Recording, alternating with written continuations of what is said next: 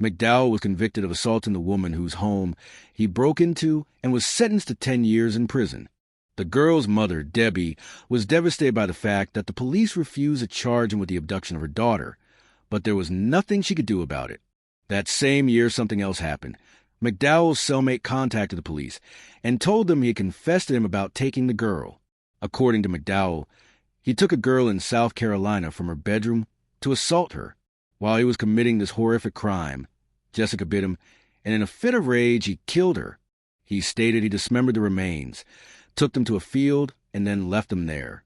Detectives in the case went to the prison to speak with him. McDowell didn't even bother to deny the facts. He said he was willing to confess if he was given full immunity. The detectives clearly couldn't agree to terms like these. So, once again, the team comes up empty-handed. Learning that McDowell had escaped punishment, his cellmate wrote a letter to the victim's mother and told her the story. Once again, the poor woman was devastated by the fact that McDowell was allowed to evade justice, but there was still nothing she could do about it. Frustrated by the lack of action, the mother decided to conduct her own investigation. At one point, she discovered an abandoned car that had previously belonged to McDowell and inspected it. On one of the seats, Debbie noticed threads and fabric fibers that matched the color of her daughter's pajamas, the ones she was wearing the night of her disappearance.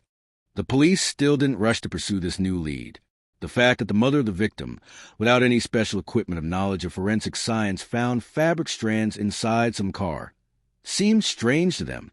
In 1987, something else happened. Police from Kansas contacted local detectives and reported that they found a girl fitting the victim's description. Debbie immediately flew there, but her hopes were instantly crushed. When she came to see the girl, just hearing her voice from the hallway was enough for her to realize it wasn't Jessica.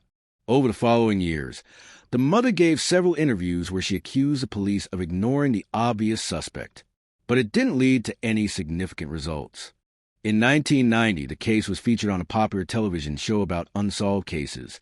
This led to a new round of tips, but they all turned out to be dead ends. A year later, the girl became the first missing child of South Carolina that had an age-progressed photo produced.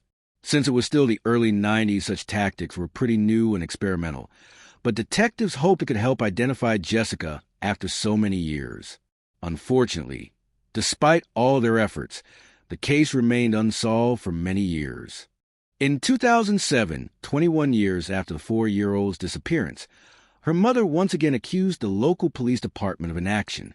This time, she gave reporters a recording of her conversation with the sheriff, the one where he told her